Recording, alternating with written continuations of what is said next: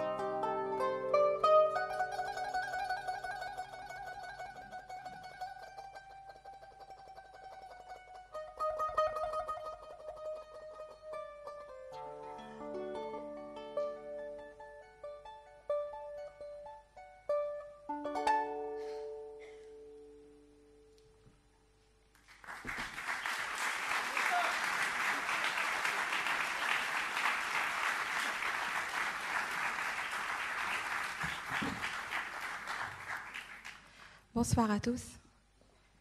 Je suis contente d'être parmi vous ce soir avec ma chère Malika. On va vous présenter un nouveau projet qui est mélange de musique orientale électronique. Et on a déjà donné des concerts récemment chez Monsieur l'ambassadeur en Arabie Saoudite et j'espère que ça va vous plaire, notre nouveau projet. Et je suis très émue aussi pour participer à cette soirée, pour le film. Et je salue M. Mati Kabel qui nous a donné cette occasion. Merci.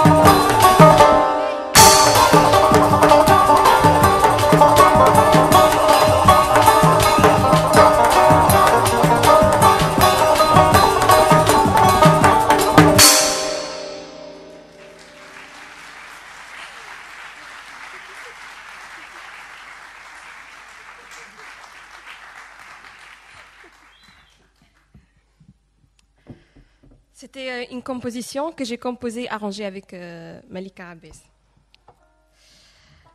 On va vous interpréter un morceau traditionnel tunisien qui s'appelle Sidi Mansour, que tout le monde connaît. Donc, je vous invite à chanter pour ceux qui veulent participer, qui veulent chanter. Et danser aussi, oui.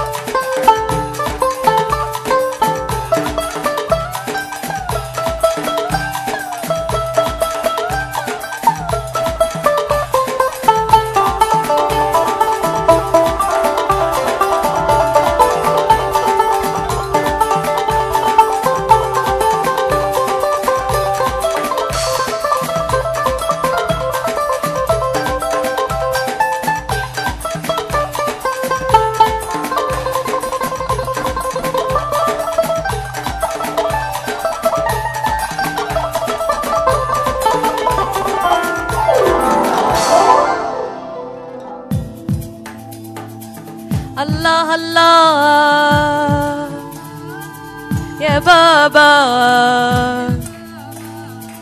وسلام عليك يا بابا الله الله يا بابا سيدي منصور يا بابا الله الله يا بابا سيدي منصور يا بابا الله الله يا بابا سيدي منصور يا بابا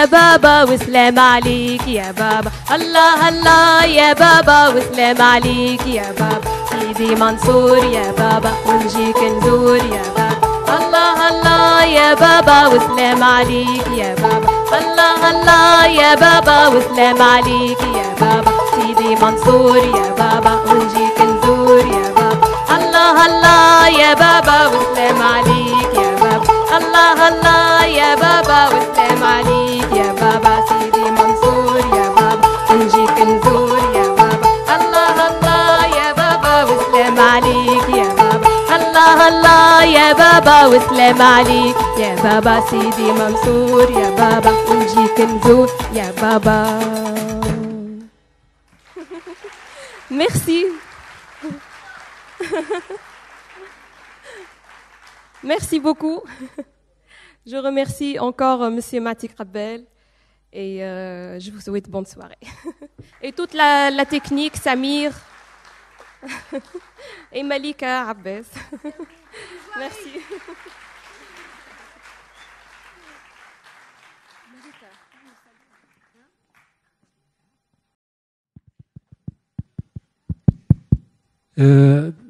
Merci à Hind Zouari et à Malika Abbas.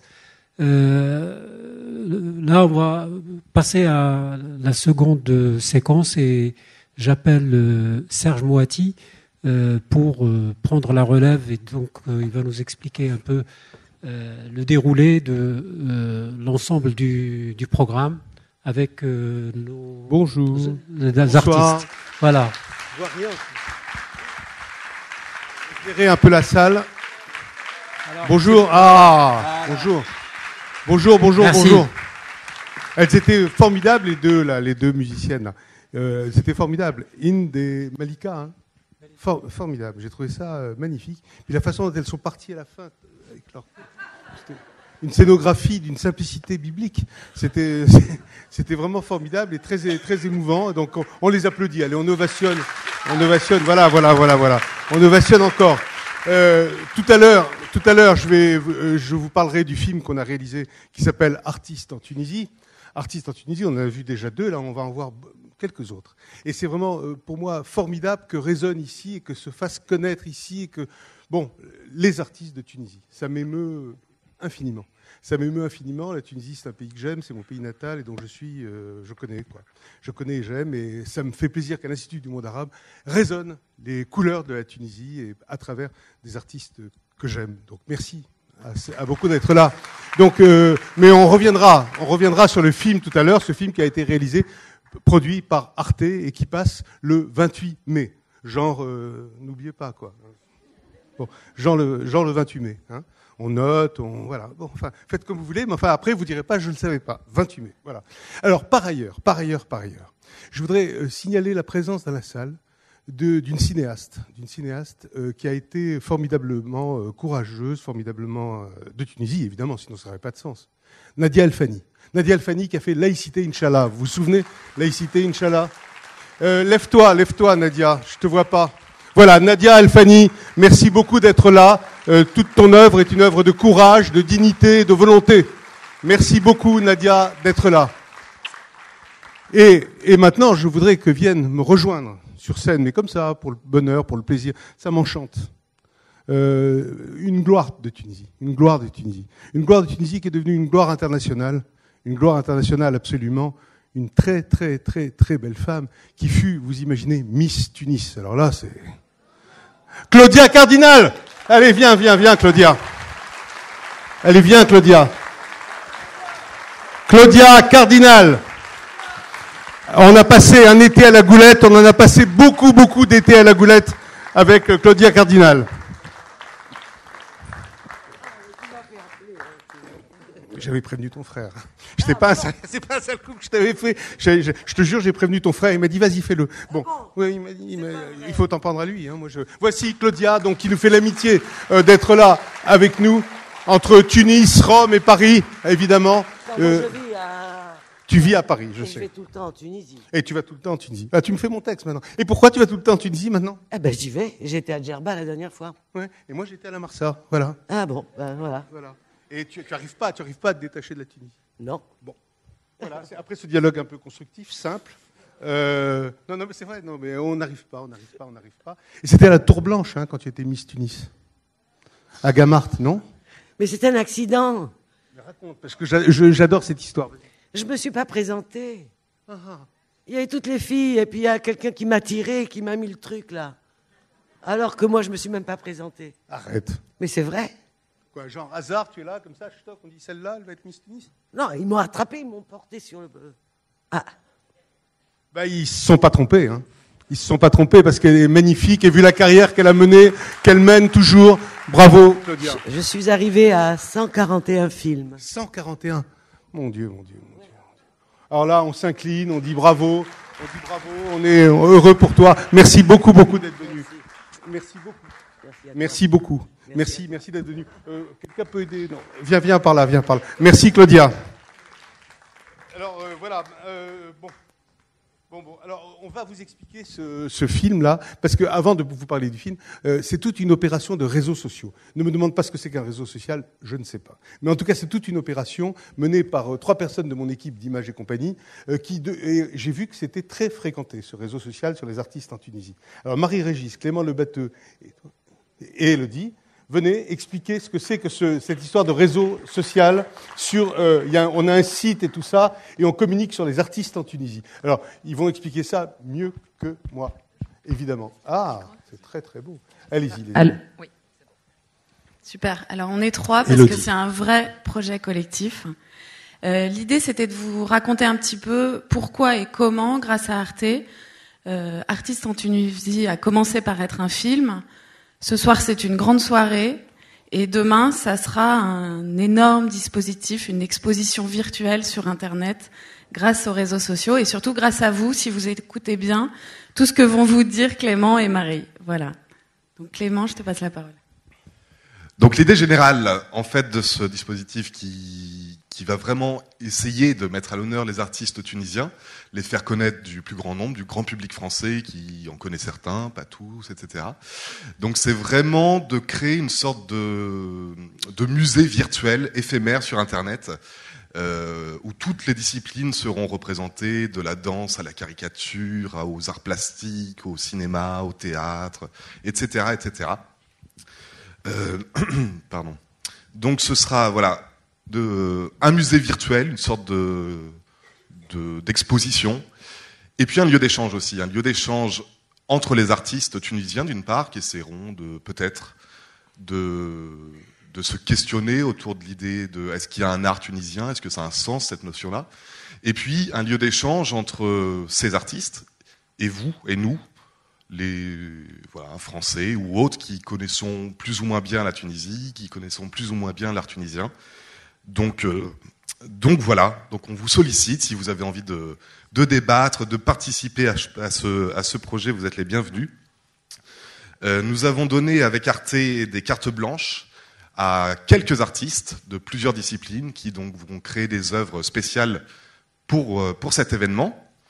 Et puis par ailleurs relayer des œuvres extrêmement diverses, extrêmement riches d'artistes très différents.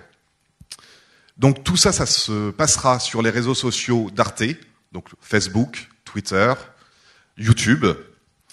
Donc vous pourrez suivre tout ça sur ces réseaux sociaux. Il y aura en plus une page dédiée sur le site d'Arte, où certaines de ces œuvres seront collectées. Il y aura un petit récit, on racontera un peu les 3 dernières années de la scène artistique tunisienne. Et donc tout ça, l'essentiel de ce dispositif, ça commencera le 14 mai, donc 2 semaines avant la diffusion du film, et ça se finira un peu après la diffusion. Donc voilà, rendez-vous le 14 mai. Marie, à toi. Oui, un dernier mot. Donc pourquoi #Tunart? Parce que c'est notre bannière de rassemblement sur Twitter, évidemment sur tous les réseaux sociaux. Alors à partir de ce soir, si ce n'est pas encore fait, nous vous invitons à suivre évidemment la page Facebook sur le film, mais la page Facebook d'Arte, les comptes sociaux d'Arte, le compte Twitter d'Arte. Et nous, à partir du 14 mai, on va donc mettre en ligne des contenus qui, j'espère, seront assez surprenants. Et on compte sur vous pour y participer. Et pour vous aider à y participer, on a concocté pour vous 2 possibilités ce soir. Donc je pense que vous avez remarqué en rentrant dans la salle qu'il y avait 2 graffeurs, à savoir Swen et Nel, qui sont 2 graffeurs de renom, qui sont en train justement de taguer ce fameux #Tunart. Ils sont en train de le faire actuellement. Ils vont terminer lorsque nous sortirons de la salle pour le cocktail. Et nous vous invitons très chaleureusement à vous prendre en photo devant ce tableau qui est à vous. Prendre ces fameuses selfies seuls, en groupe, faire un concours du selfie le plus original et nous l'envoyer donc sur Twitter, sur tous les comptes sociaux qu'on vous a indiqués. Si vous êtes plutôt sur la parole, sachez qu'il y a notre journaliste Walid Dachraoui, qui est l'envoyé spécial #Tunart, qui sera là, ici, vous le verrez avec sa caméra pendant le cocktail. Et il compte sur vous, il viendra vous voir, vous poser des questions, et donc nous espérons que vous serez nombreux à lui répondre. Un dernier mot pour vous dire que ce dispositif, on le fait avec et pour Arte, et on tenait donc à remercier d'une part Shadi Romanos, qui je pense est là, avec qui nous avons initié le projet, et toute l'équipe du pôle web d'Arte, Gilles Fressigné, Émilie Bessard, avec qui donc nous avons la joie de faire ce projet. Voilà, merci beaucoup et bonne soirée. Merci beaucoup. Comment s'appelle ?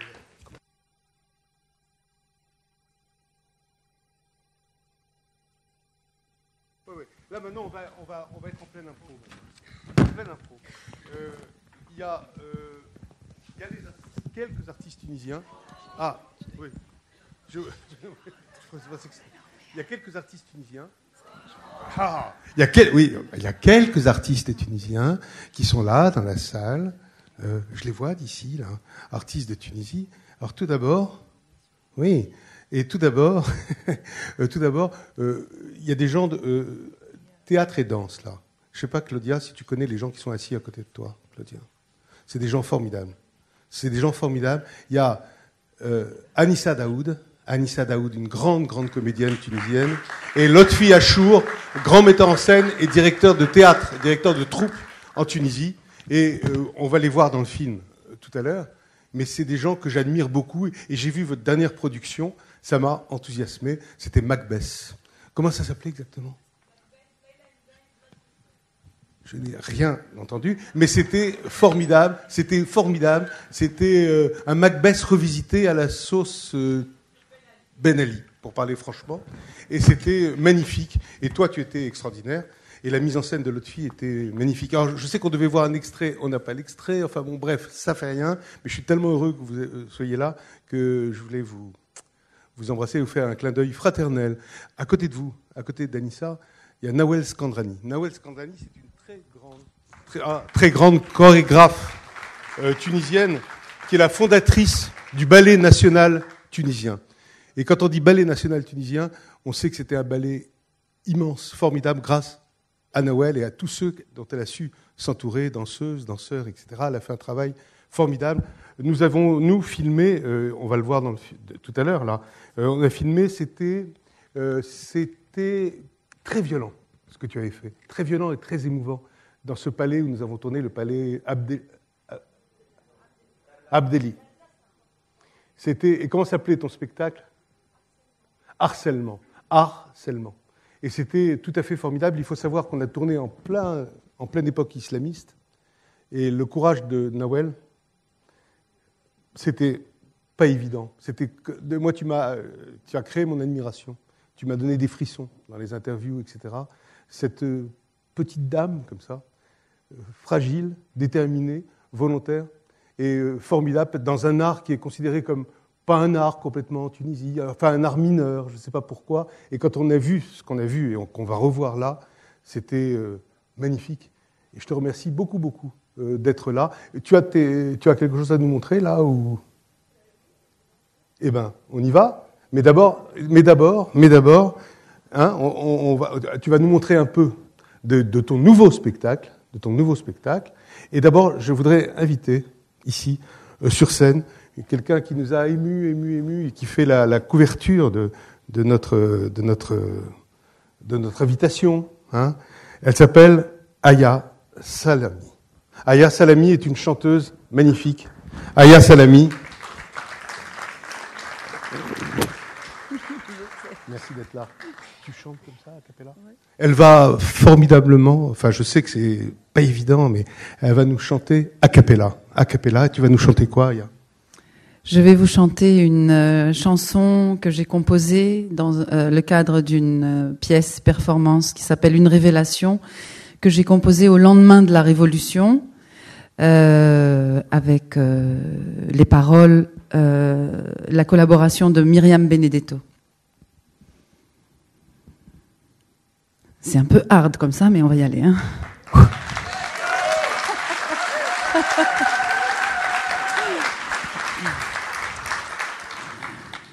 نني نني طار نومك، لهبت نارك وهربت نجومك، نني نني طار ناسك، قمت وقفت وهزيت راسك، نني نني طار ناسك، قمت وقفت وهزيت راسك، نني نني طار نومك، لهبت نارك وهربت نجومك، نني نني طار نومك، لهبت نارك وهربت نجومك، نني نني طار ناسك، قمت وقفت وهزيت راسك، هزيت راسك،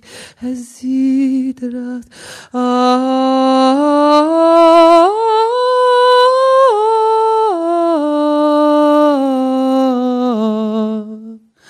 حبيتوا تسكتونا تدوخونا تقمتونا تكلمنا وشكينا بسكات تكفنونا، حبيتوا تسكتونا تدوخونا تقمتونا تحت سكة الكبت تدفنونا تردمونا، حبيتوا تسكتونا تدوخونا تقمتونا تكلمنا وشكينا بسكات تكفنونا، حبيتوا تسكتونا تدوخونا تقمتونا تحت سكة الكبت تدفنونا تردمونا.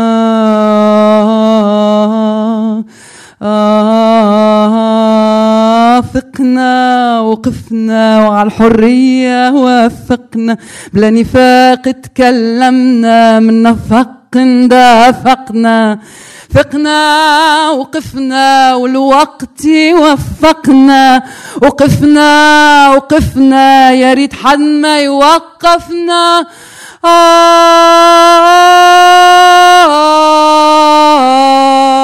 نني نني طار نومك، لهبت نارك وهربت نجومك، نني نني طار ناسك، قمت وقفت وهزيت راسك، هزيت راسك، هزيت راسك.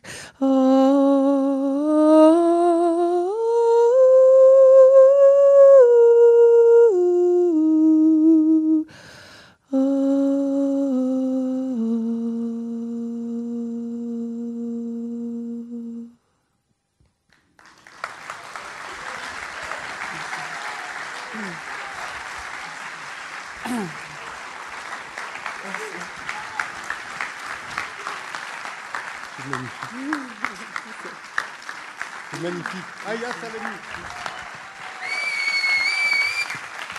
Merci. Tu veux pas autre chose? Tu veux pas chanter autre chose? Non? La fille qui a très peur, qui s'en va très très vite. Mais c'est magnifique. C'était au lendemain de la Révolution. Ça. Oui. Et c'est la fin de la pièce qu'on voit dans le film. C'est la fin de la pièce qu'on voit dans le film. C'est la fin de la pièce qu'on voit dans le film, oui. Merci beaucoup, beaucoup, beaucoup, beaucoup. Qui normalement est accompagnée par des bouteilles dans lesquelles je souffle. Que là, je peux pas souffler dans les bouteilles. Pourquoi? Il y a un microclimat qui... Oui, c'est ça. Il fait trop humide. Il fait trop humide, d'accord. Attends, fais gaffe en descendant. Vous pouvez l'aider. Vous pouvez l'aider. Et ben maintenant, place aux danseurs de Nawel Skandrani.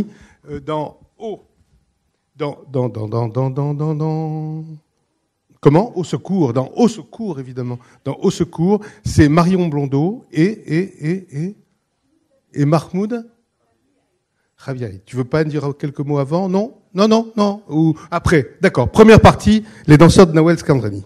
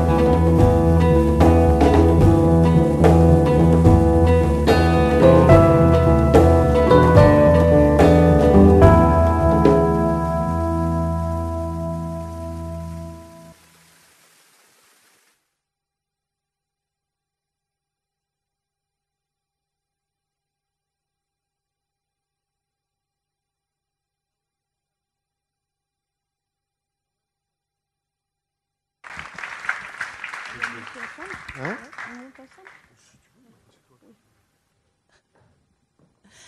Oui, bonsoir. Merci.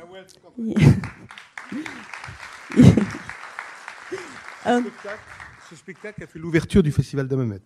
Oui, tout à fait. La première, c'était le 17 juillet 2013 pour le Festival international de Hammamet, Ensuite, nous l'avons joué beaucoup en Tunisie. Et nous revenons juste, la semaine dernière, nous avons joué en Palestine pour l'ouverture du festival de danse contemporaine de Ramallah.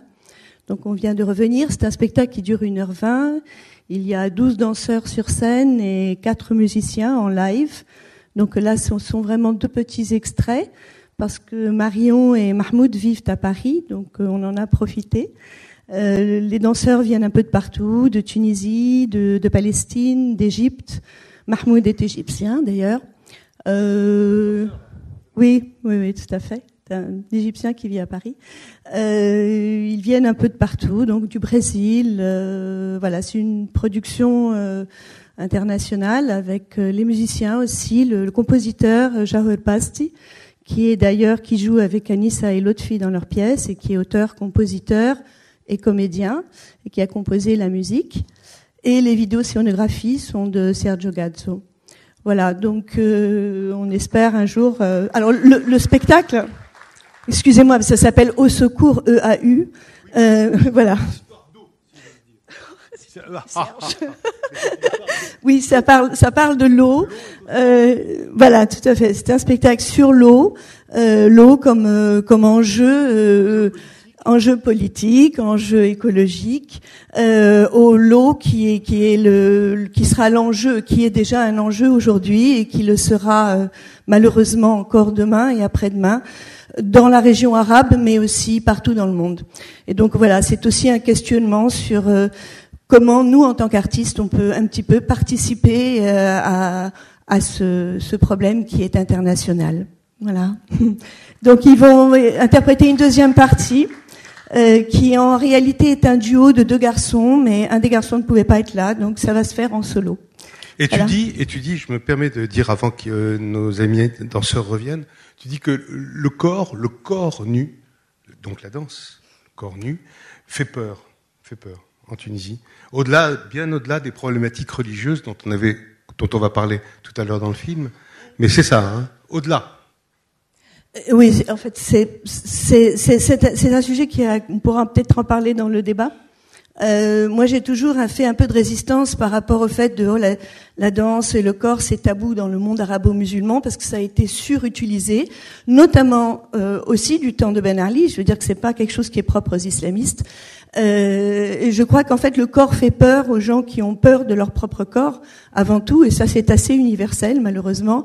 Donc chez nous ça a été un petit peu, il y a une récupération effectivement qui est une récupération politique et aussi souvent c'est par ignorance que les gens ont peur. Donc la danse ne fait pas peur, la danse n'intéresse pas vraiment parce qu'on considère qu'elle n'est pas porteuse d'idées, qu'elle n'est pas porteuse qu'elle ne peut pas être porteuse d'idéologie ou d'émotion.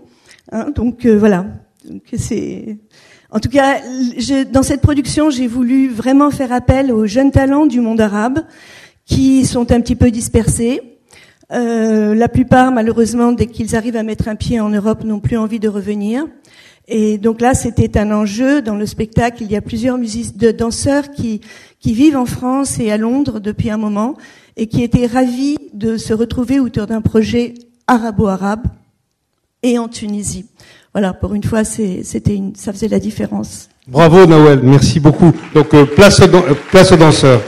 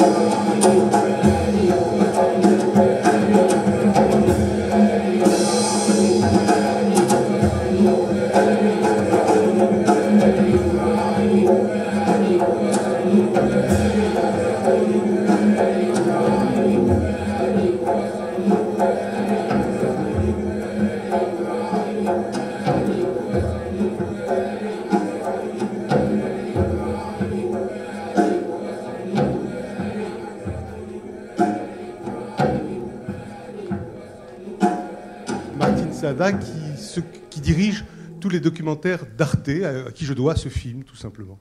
À qui je le dois de tout mon cœur. C'est une grande amie en plus. Dans quel ordre on fait ça?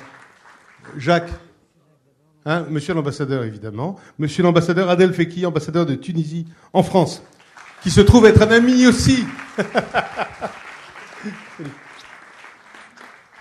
Vas-y. Martine Saada, Adel Fekki, qui est aussi de Tunisie. On est tous de Tunisie. Il y a un gang tunisien ici, on est tous tunisiens. Oui. Hein? Le film.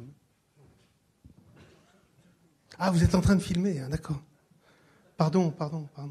Mais je ne vois pas les caméras tellement discrètes, tellement magnifiques, etc. Monsieur l'ambassadeur, tu ouvres la cérémonie. Adel Fekki, ambassadeur. Merci Serge pour l'invitation, mais surtout pour l'œuvre. Je dois faire une confession, c'est que j'ai déjà vu le film, donc j'aurai plaisir à le revoir. Mais surtout, ça a servi pour aussi préparer un petit peu ce que j'allais dire, même si je ne l'ai pas fait in fine. Donc je vais essayer d'improviser. Je pense que l'œuvre de Serge, d'abord, m'a beaucoup touché, parce que ça a été filmé pendant une période très difficile. Donc c'était autour de l'été 2013. Donc les Tunisiens étaient perturbés, surtout par le meurtre du député Mohamed Brahmi, mais aussi parce que nos droits, qui depuis ont été fort heureusement conquis, on va dire, à travers la Constitution, à l'époque, nous n'étions pas sûrs du résultat. Donc les artistes qui sont une éponge finalement de la société, ou des Tunisiens plus précisément, ont été très sensibles. Et dans ce film, ils ont exprimé beaucoup d'émotions. Et je pense que nous partagerons tout à l'heure un moment où cette émotion sera assez forte. Et c'est intéressant, ça sera intéressant par la suite de pouvoir échanger sur le film, sur ce qui s'est passé entre-temps en Tunisie, sur les perspectives, sur le rôle des artistes, que je considère plus que fondamental, et aussi la contribution des politiques et des responsables. Donc ça serait important aussi de pouvoir partager sur cela. Donc voilà, je cède la parole à Jacques Lang. À Jacques Lang. Et si. Jacques Lang, notre hôte ce soir. Merci, monsieur l'ambassadeur. Merci beaucoup. Jacques Lang qui nous reçoit ici ce soir et qui est un amoureux de la Tunisie, vraiment. Par ailleurs, entre autres qualités.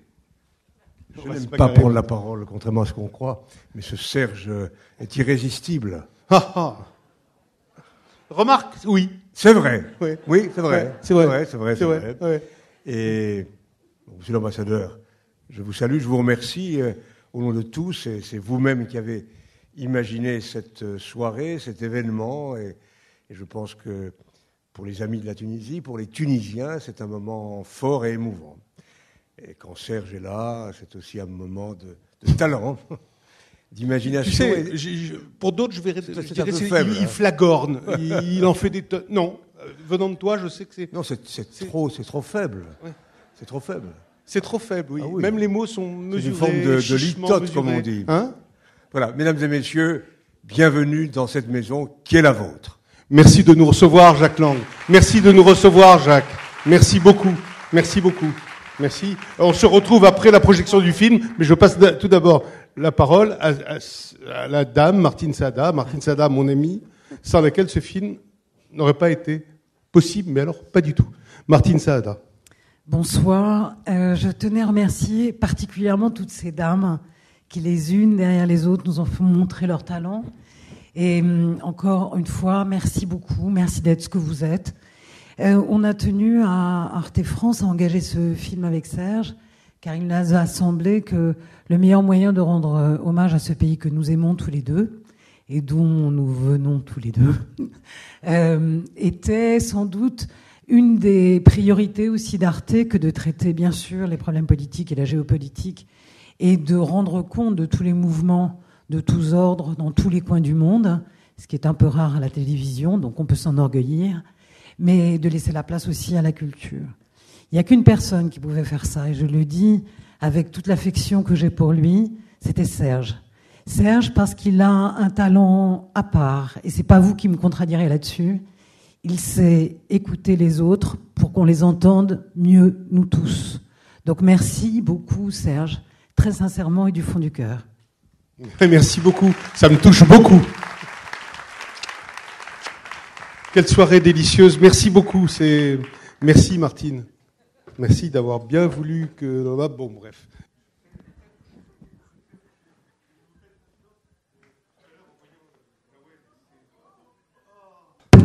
Ah. Ça fait canoun maintenant. Et donc, non, mais tout à l'heure, en voyant les danseurs, je me suis souvenu quand j'allais au théâtre municipal à Tunis, quand j'étais petit, figurez-vous que je voulais être danseur. J'ai un peu forci.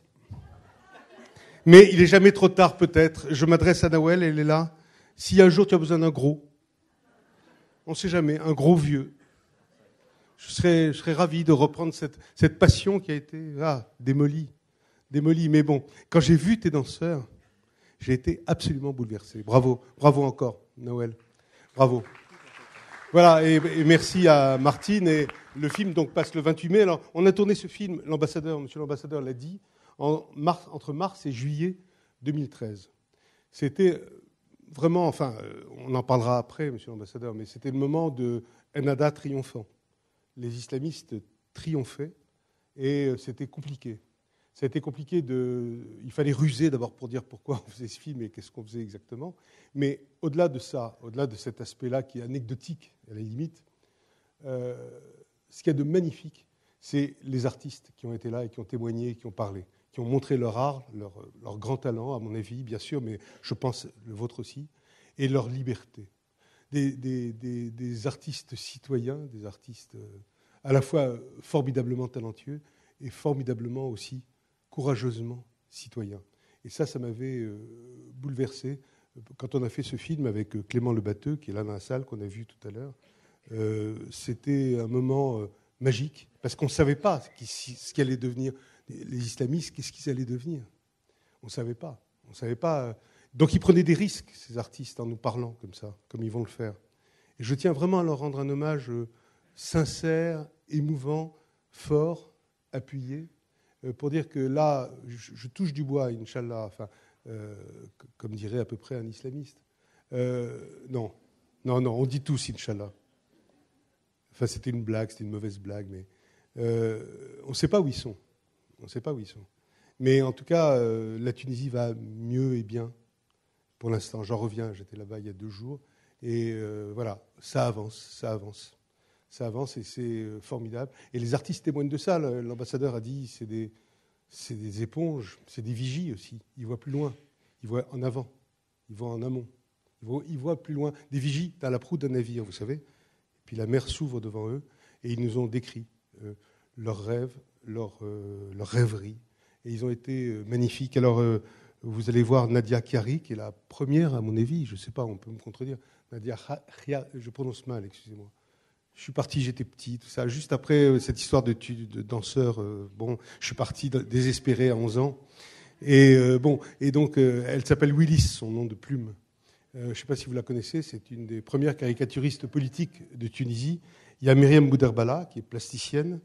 Il y a Lotfi Achour, que j'ai signalé tout à l'heure, qui va venir tout à l'heure. Je ne veux pas que tu te dérobes. Lotfi Achour, Anissa Daoud, comédienne, bien sûr.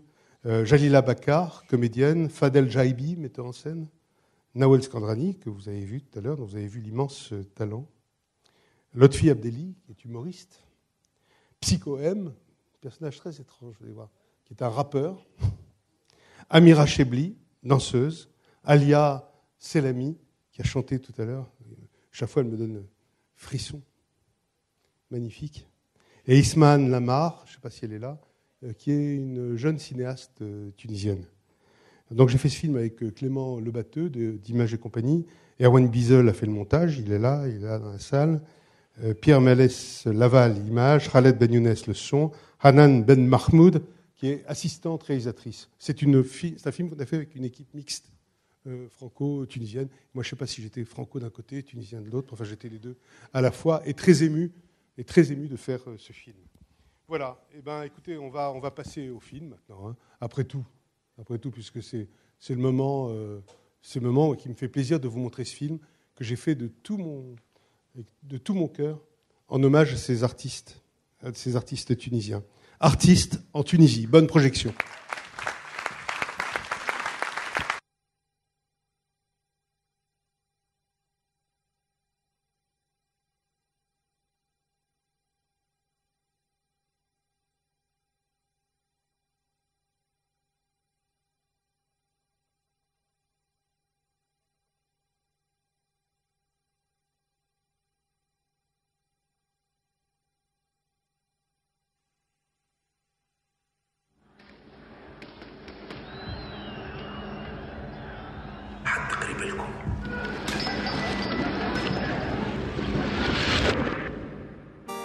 On s'en souvient, bien sûr. Comment ne pas s'en souvenir? Tunis, janvier 2011, tout un peuple en colère, chassait son tyran. On en a plein le cul de lui, de ses conneries. On veut qu'il dégage, Une révolte sociale nommée Révolution, celle du jasmin, paraît-il.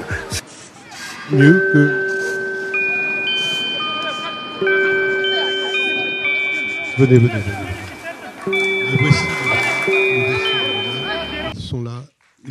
Ils sont tous là. Ça va? Je savais pas que tu étais... Ah, ça fait plaisir. Voilà. Je vous passe le micro. On va improviser. Ouais, asseyez-vous. Je sais pas s'il faut comme vous voulez. Moi, je suis assez dans le genre debout dans ces cas-là, mais bon. Là, merci. Alors, on va improviser une sorte de débat. Ça va me rappeler un métier ancien que je faisais. Alors, question, thème général, comme ça, etc. Ah, bravo. Alors, le thème, on va lancer un truc. Et maintenant, d'accord? Et maintenant. Comment ça va dans vos différentes, je sais pas, dans votre pratique artistique en ce moment? Est-ce que ça a changé? Enfin, quelque chose a-t-il changé? Est-ce que ça va mieux, etc. Hein? Voilà. Donc, vous n'aviez jamais vu le film, hein, les uns les autres. C'est la première fois. Bon, ben vous l'avez découvert avec quel genre de... Ça paraît très lointain maintenant? Vas-y. Allez, je vais pas... Hop. Ah ben, toi, vas-y. Il est chiant, ce film. Je dis, il est chiant, ce film. Non, c'est un beau résumé du moment qu'on a vécu à l'époque, avec un regard sur justement une ouverture sur ce qu'on est en train de vivre maintenant, qui est un peu... oui, enfin, c'était une ouverture qui était juste, finalement. Merci, Serge. Mais au passage, si, parce que le film est vraiment beau.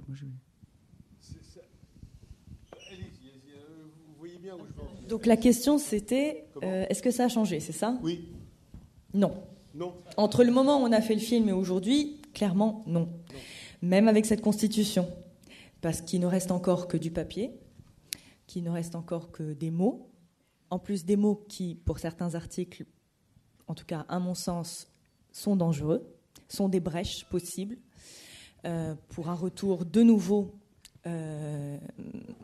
vers ce qu'on connaissait sous Ben Ali, voire même pire sur certains sujets. On l'a beaucoup dit avec Lotfi quand nos rencontres, mais ça n'a pas changé justement parce que finalement notre souci c'est même pas Ben Ali ou les islamistes, notre souci c'est le rapport à la démocratie, notre souci c'est le rapport à l'égalité. Et du coup, ça n'a pas fondamentalement changé.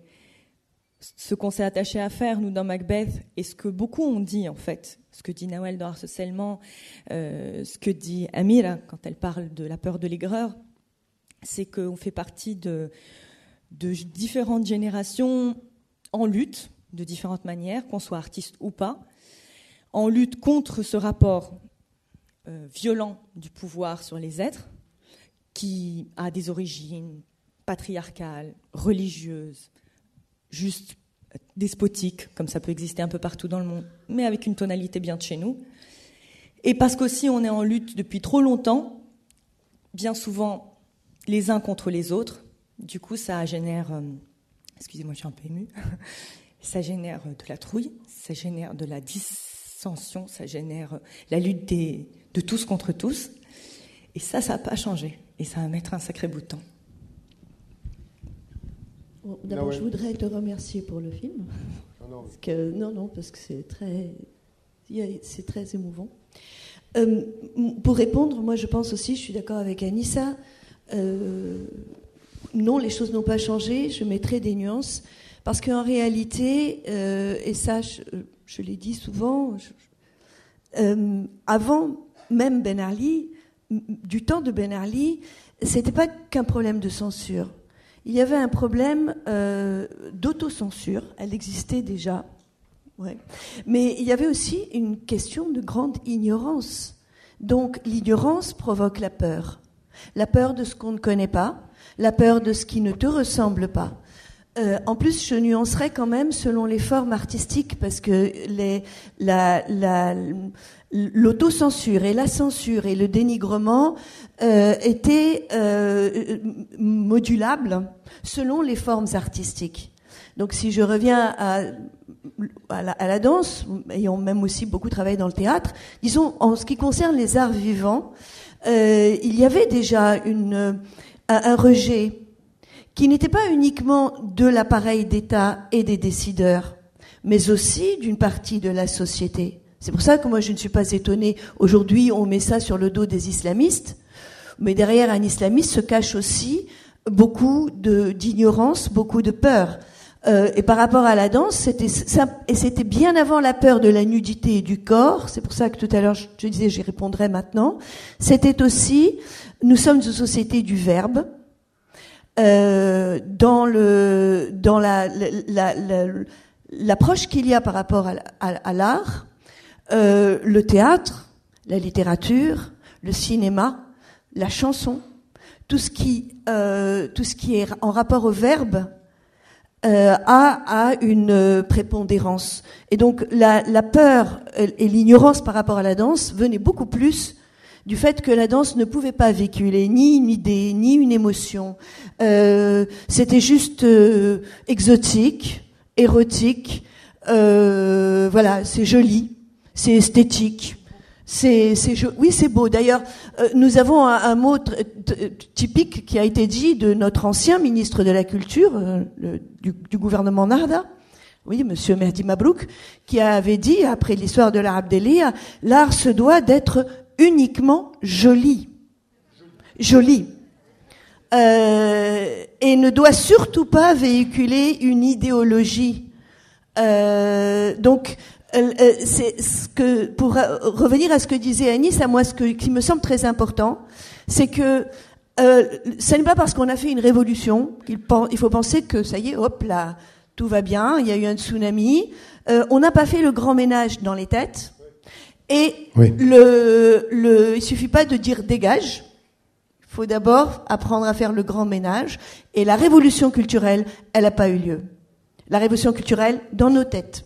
Lotfi, merci beaucoup. Merci beaucoup. Oui. Mais pour l'instant, c'est assez angoissant ce que vous dites. Ah non, pas du tout, parce qu'on est là et nous. Non, d'accord. Non, mais c'est pour vous. Enfin, bon, bref. Mais moi, je vais prendre les choses par un autre angle. De toute manière, Lotfi à chaud.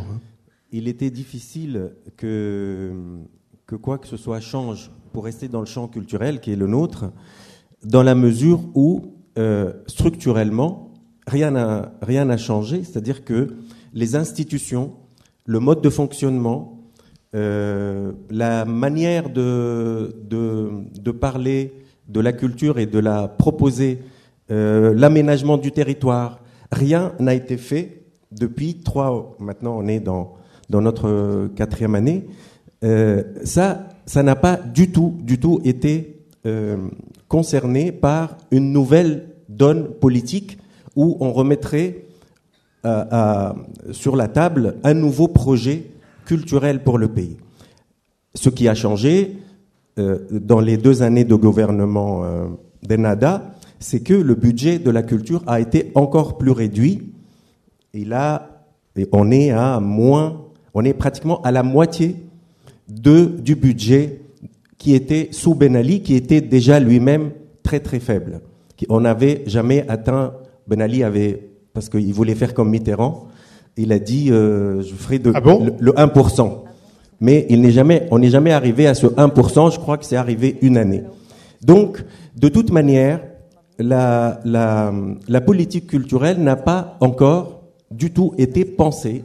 Et nous, pour avoir, avec Anissa, on a participé avant les élections à des ateliers avec différents partis politiques, dont certains se sont retrouvés au pouvoir parmi la Troïka, parce que on y avait des amis, parce que c'était aussi des partis de la gauche démocrate. Et donc on a participé à des réflexions. On a été invité à participer à des réflexions sur quelle serait la politique culturelle de demain, etc.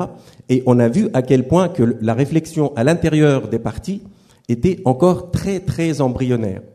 Donc, d'une part, il y a tout ce qui a été dit, et dans le film, et là maintenant par Nawel ou Anissa ou Alia, mais il y a en plus un désintérêt total politiquement pour la culture, d'une part, et une peur de cette liberté d'expression qui a jailli tout d'un coup après la Révolution, c'est-à-dire une peur partout d'ailleurs. Hein. Donc, on a nous aussi une vraie responsabilité en tant qu'artistes parce que on essaye, mais de manière il y a eu des petits regroupements, il y a eu pas mal de rencontres, il y a eu pas mal de tentatives de s'unir, etc. Mais pour l'instant, on n'y arrive pas beaucoup.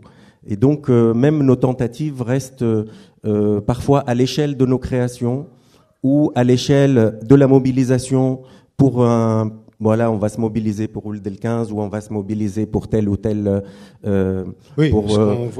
pour Jeber Mejri, on va se mobiliser pour Amina, on va se mobiliser pour d'autres, mais ça reste très fragmenté. Oui, mais attends, elle a pas notre amie, Madame Lamar. Moi, je voulais apporter une note positive. J'étais en train de dire à Anissa. Elle est la réalisatrice du film dont on voit des extraits, vous savez, sur Ben Ali. Donc, j'étais en train de dire à Anissa, ce qui est génial, c'est qu'on a un CNC. Elle était en train de me confirmer qu'il existait depuis bien longtemps. Il a été mis en place sous le dernier ministre de la Culture, sous Ben Ali. D'accord, donc il n'y a rien de nouveau. C'est pas une production de la Révolution. Je pensais. Même si c'est une production, c'est un bon exemple, c'est une production du bouillonnement qu'il y avait avant la Révolution. Parce que ça a été une production, ça a été le produit de la lutte, beaucoup de jeunes cinéastes et de jeunes maisons de production qui déjà ont réussi à s'agréger, à forcer le débat, à rentrer, à s'imposer contre d'anciennes associations de cinéastes ou d'anciens syndicats de producteurs pour proposer de nouvelles options, de nouvelles choses. Et effectivement, il y a eu ce texte de rédigé qui a donné lieu à ce nouveau CNCI qui a été signé après, mais qui n'a toujours pas de fric d'ailleurs. Donc encore une fois, les coquilles vides. Tu as rien à rajouter ? Non, absolument. Rien. Je voudrais reprendre en fait pour répondre à ta question, est-ce que quelque chose a changé ? Oui. Reprendre la métaphore de Lotfi Abdel que j'ai trouvée géniale, celle du chantier ouvert, oui. Et comme quoi il faut nettoyer d'abord, comme disait Lotfi justement, toutes les infrastructures et les fondations. Mais je crois qu'en fait on est en train de prendre conscience, c'est-à-dire que quelque chose a changé, oui bien sûr, ça change tous les jours, ça évolue, le processus qui est mis en place, dont on a parlé dans le film, continue sa route en fin de compte. Dans quelle direction ? Parce que quand on dit est-ce que ça a changé, ça ne veut pas dire est-ce que c'est mieux ? Est-ce qu'on va réussir on fait pas une villa en 2 jours? Je veux dire, et encore moins quand on sait même pas ce qu'on a comme bâtisse en dessous, comme matériaux de construction, parce qu'on ne sait pas. On n'a jamais su. En fin de compte, c'était tellement une espèce de brume à tous les niveaux, que ce soit au niveau administratif, que on ne sait pas très bien qui fait quoi. C'est assez brumeux. Et là, on est en train d'apprendre à naviguer dans une visibilité qui évolue malgré tout. Puisqu'il y a ces notions de transparence qui, bon gré, mal gré, apparaissent. On commence un peu à avoir une idée des choses qui évoluent, qui s'éclaircit peut-être un petit peu ou pas. En tout cas, le processus est lancé et il avance.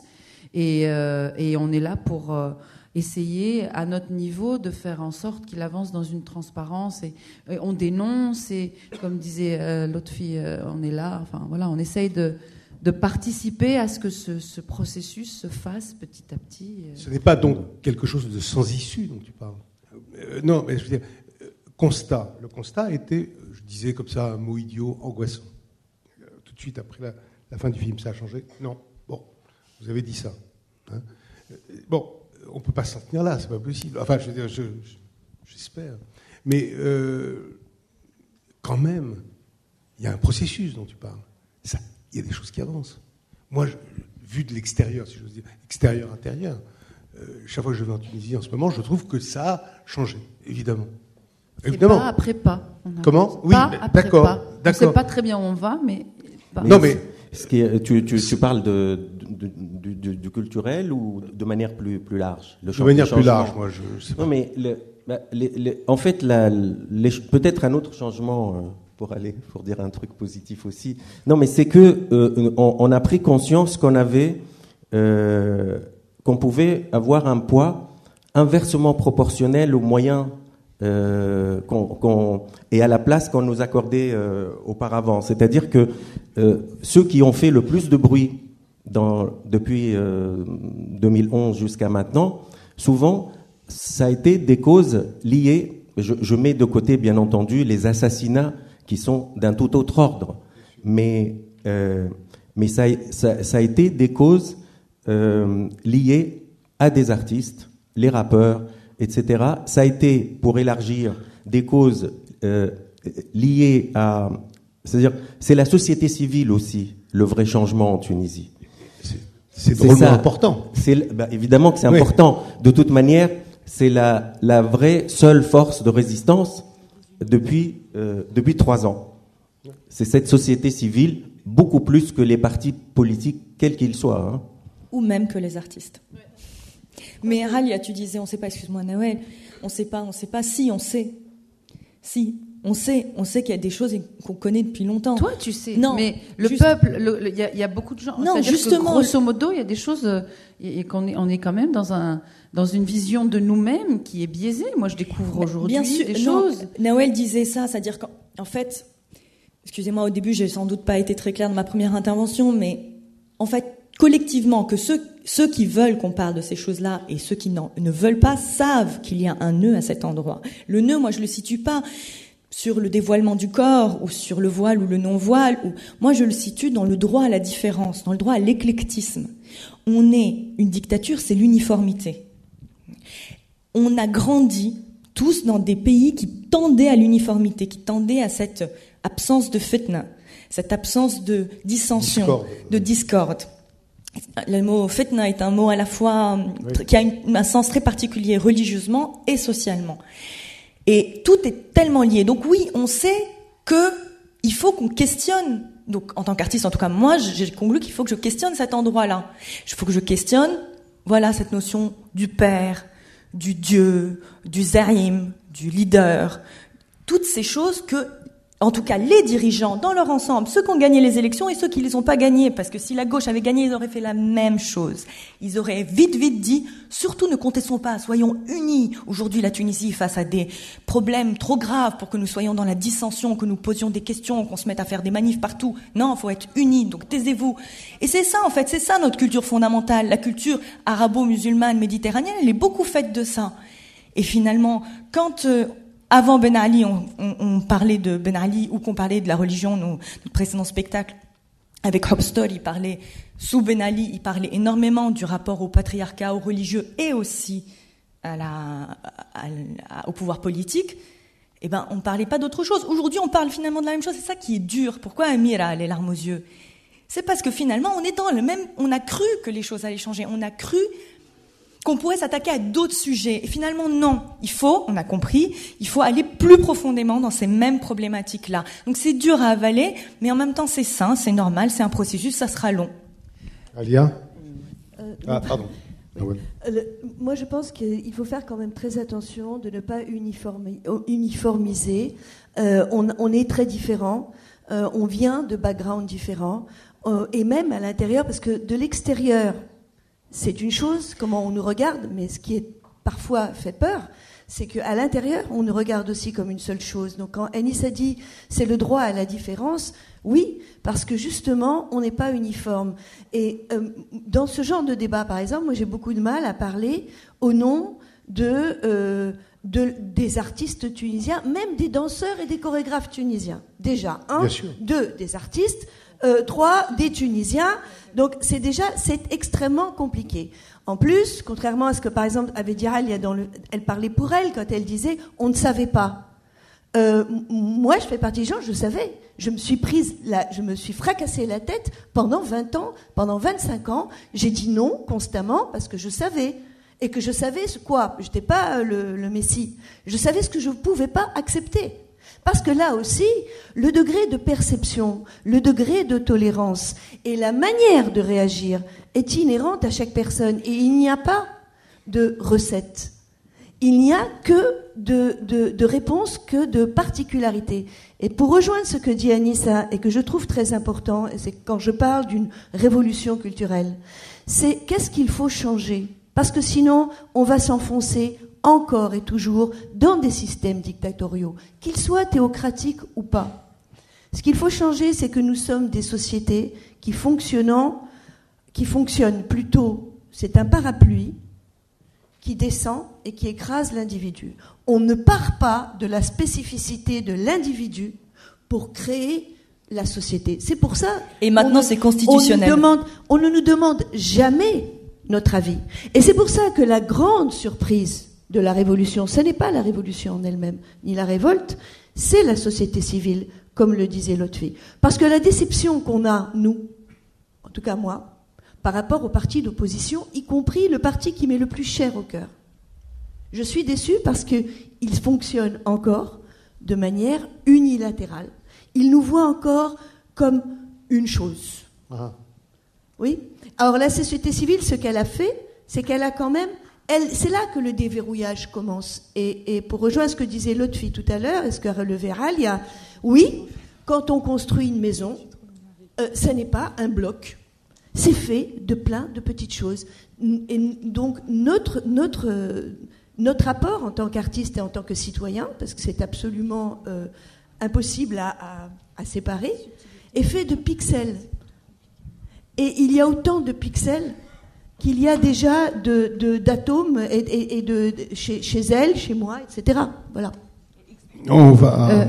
Vas-y. Ce que je voudrais dire, c'est que effectivement, artiste en Tunisie, c'est certains individus, c'est une certaine culture. On parle tous parfaitement français. On a une vision qui est assez particulière de nous-mêmes. Et des choses, et je pense que on a tous été au moment de la Révolution étonnés de se découvrir un peu, en tout cas je parle pour moi, faisant partie de cette catégorie, je veux dire sociale et intellectuelle, qui pensions avoir la science infuse entre guillemets, et on s'est rendu compte qu'en fait on était un peu à côté de la plaque, et je parle d'à côté de la plaque du pays. Parce qu'on a des références, des réflexions, des instincts qui sont malgré tout assez occidentalisés et malgré tout assez européens. Parce que moi je côtoie au quotidien des étudiants à l'université et on est à 100 000 kilomètres. 100 000 km, ça veut dire que c'est pas les mêmes références, c'est pas le même mode de fonctionnement, c'est pas le même mode d'investissement dans un projet. Mais on n'est pas obligé, c'est bien ce qu'on est en train de dire. Allez, d'abord, je ne suis pas d'accord sur nos origines. Nous ne sommes pas du tout de mêmes origines et les artistes tunisiens, on savait beaucoup. Il y avait que ceux qui ne voulaient rien voir, qui ne savaient pas ce qui se passait dans ce pays. Il n'y avait vraiment que ceux qui ne voulaient rien voir. Pendant 25 ans, on savait parfaitement. Tout le monde savait ce qui se passait dans ce pays. Oui, mais non, mais je veux dire, je parle pas de ça. C'est pas savoir que Ben Ali était un dictateur, savoir qu'il y a dans le Nord-Ouest, il y a des études, des articles qui sortent. Il fallait simplement les lire pour savoir que au beau milieu des années 2000, dans le Nord-Ouest, les gens vivaient avec l'équivalent de 25 € par mois. C'était le revenu moyen. À ce moment-là, on le savait parfaitement. Je peux juste finir mon idée. En fait, on est hyper pluriel.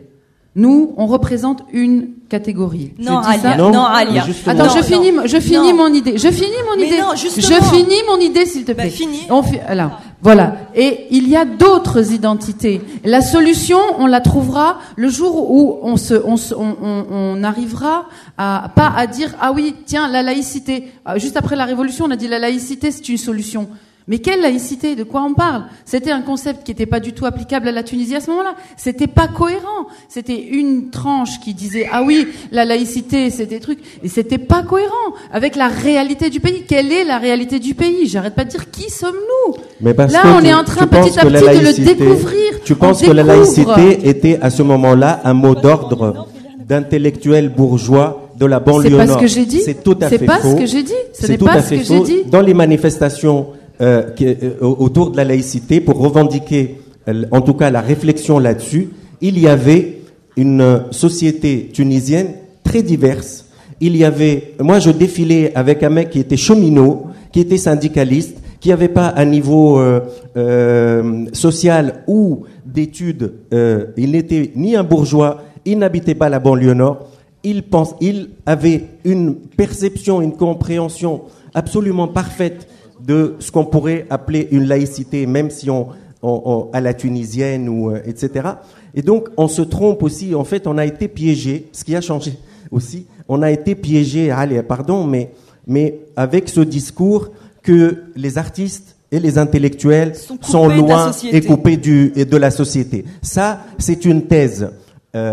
Notamment défendue par les islamistes et qui a bien fonctionné. Elle a très bien fonctionné parce que beaucoup ont intégré cette donnée, ont intégré ce rôle-là des artistes et cette place-là. Puisqu'il faut maintenant décliner, excuse-moi juste Serge, puisqu'il faut décliner son pédigré, moi j'ai grandi dans le sud de la Tunisie, alors que mes parents n'ont jamais transmis ça, mais c'est ce que j'ai appris à l'école implicitement par la société. Je traversais pas devant un trottoir d'hommes parce qu'il fallait que je traverse la rue pour rester décente. Moi, c'est la culture dans laquelle j'ai grandi. Et grandissant dans cette culture-là, je suis arrivée à l'endroit où je suis aujourd'hui, un endroit où il y avait aucun théâtre, où il y avait aucune possibilité de faire de la danse, où il fallait bien croiser les jambes, etc. Je suis née de cette culture-là. Je ne suis pas descendue du ventre de ma mère en criant laïcité. Ceci dit, aujourd'hui, j'en suis là où je suis dans mes réflexions en tant que femme, en tant que personne de ma génération, en tant que citoyenne et en tant qu'artiste. Et je pense qu'il y a des tonnes de gens. L'autre fille parlait du cheminot.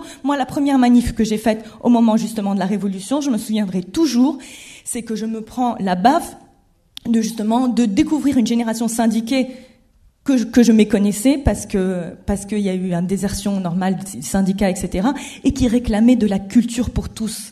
Et c'était des cheminots, et c'était des enseignants, et c'était des ouvrières. Et c'est pas l'inverse? Voilà. Je n'ai jamais dit l'inverse. Formidable. Dans la salle, s'il vous plaît. Oui, madame, vous avez un micro? Non? On prend quelques questions, puis on va pouvoir manger un peu. Bon, alors moi, je voudrais dire 2-3 choses. D'abord, j'ai beaucoup aimé le film, et j'ai trouvé... C'est très très bien photographié, mais surtout, j'ai aimé le thème. Parce que de prendre comme thème les artistes, pour moi, c'est capital. Un pays, n'importe lequel, n'existe pas sans les artistes. C'est la culture. La culture est importante et c'est ce qui fait que le pays existe. Alors pour moi, cette première idée est importante. Deuxième idée, Moi, je suis née en Tunisie, comme Claudia, et comme Serge, d'ailleurs. Mais vous parlez pas de Bourguiba. Moi, j'ai connu la période Bourguiba. Bourguiba a libéré les femmes. Oui, non, mais je veux dire, c'est vrai. D'accord, mais... On peut simplement ça. C'était très, très important. Donc, je voulais dire que la Tunisie a été habituée à être un pays libre. C'est ça que je veux dire, si tu veux. Cette notion, avant, il me semblait plus ou moins. Et elle a toujours été à part. Elle a toujours été à part, parce que moi, la révolution Jasmin, par exemple, m'a beaucoup touchée, beaucoup, mais c'est le seul pays qui pouvait avoir ce type de révolution. C'est pas dans les autres pays arabes. Ah, mais pour moi, c'est le sentiment que j'ai. C'est mon sentiment, c'est tout. Je veux dire, voilà. Maintenant, vous pouvez avoir un autre sentiment, et j'accepte. C'est ça la liberté. Merci, merci madame. Quelqu'un a fait signe, Nadia Alfani, justement, Laïcité, Inch'Allah, le film, la réalisatrice du film. Allons-y. Vas-y, Nadia. Bon, j'avais pas vraiment décidé de parler, mais moi je suis ravie de vous voir. Vous pouvez pas savoir l'émotion de voir ce film, Serge, et de vous voir là avec toutes vos expressions différentes. C'est ça qui est génial en Tunisie. Contrairement à ce qu'on dit, c'est pas vrai. La Tunisie, elle est multiple. Effectivement, les pouvoirs essayent de nous faire croire qu'il y a une pensée unique, il y a un peuple unique, et il y a une laïcité unique. Non, il n'y a effectivement pas de laïcité unique, et je pense que c'était très légitime de parler de laïcité. Je voulais pas intervenir pour pas parler de moi, mais j'ai été interpellée quand même par cette histoire de laïcité, parce que c'était légitime d'en parler après la Révolution, oui, parce que si ce n'est après la Révolution qu'on peut parler de tout, je ne vois pas quand on va s'y mettre. Parce que vraiment, et là je suis entièrement d'accord avec ce qu'a dit Nawel, notamment dans le film, quand elle dit « je suis très déçue » par les démocrates et les pseudo-démocrates qui ont essayé de nous faire croire qu'effectivement nous étions des bourgeois, etc., enfermés dans nos citadelles, comme si les artistes étaient des gens qui vivaient bien, comme si les artistes étaient des gens qui avaient les moyens, le luxe. Je dois quand même dire que pour être un artiste en Tunisie, aujourd'hui, et même quand on est un artiste tunisien exilé, il faut quand même avoir la résistance pour faire ce qu'on a été capable d'accomplir. Alors oui, c'est le peuple qui a osé transgresser et qui est sorti dans la rue et qui est allé devant les balles de la police. Mais on fait partie de ce peuple. Et si ce peuple a été capable d'accomplir ce qu'il a accompli, c'est aussi parce que nous avons résisté pendant des années. Nous avons essayé tous d'insuffler des choses, les intellectuels, les artistes, les ouvriers, tout le monde résistait à sa façon, ceux qui étaient dans le silence et ceux qui étaient dans la provocation. Alors, heureusement que nous existons, et j'espère bien qu'aujourd'hui, on va arrêter de se lamenter, on va arrêter de se poser des questions sur l'autocensure. La liberté, ça s'arrache. La liberté, on n'attend pas qu'on nous la donne. La liberté de parole des artistes, que ce soit des cinéastes ou n'importe quoi d'autre, c'est celle qu'ils voudront bien, eux, imposer aux autres, et fût-ce la peur, la contradiction, les menaces, les insultes, etc. Mais on n'en a que faire. Ce qui va rester, c'est ce qu'on fait. Et c'est comme ça qu'on va éduquer la jeunesse qui arrive là, parce qu'il faut penser à ceux qui ont 10 ans aujourd'hui. C'est à ceux-là qu'il faut penser. Vraiment. C'est eux qui vont construire la Tunisie de demain. C'est dans 10 ans qu'on va voir ce que nous, on est capable aujourd'hui d'annoncer à ceux qui arrivent.